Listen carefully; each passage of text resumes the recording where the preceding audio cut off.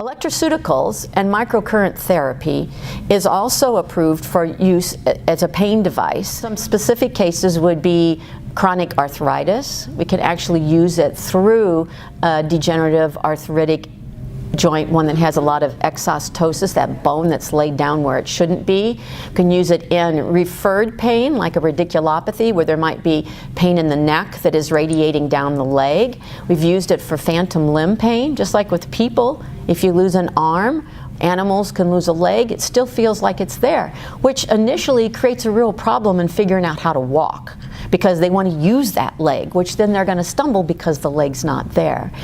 And that happens because there's body mapping on the cerebral cortex, and it didn't go away just because the leg got amputated. And there's pain at that site, and that creates a whole syndrome of issues as well. So I've used it for those.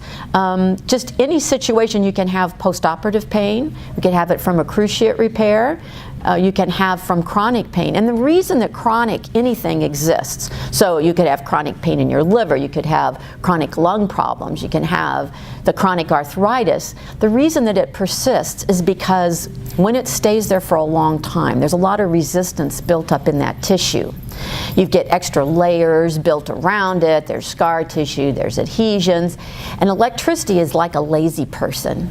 It's going to take the path of least resistance. So now the electricity just goes around that damaged area. And if we cannot get electricity through somewhere, you cannot get new cells to proliferate. You cannot get healing. You can't get nutrients in. You can't get medicinals in there. So what the microcurrent then does is to allow then this easy flow of an electrical waveform, and this is very important when we look at microcurrent devices, is the waveform. And if it's of the right waveform, meaning the right intensity, also the right frequency, the body accepts it and it moves through the tissue. It breaks up that blockage. So instead of being like a 2x4, it turns it into a screen, and now you can get healing to happen.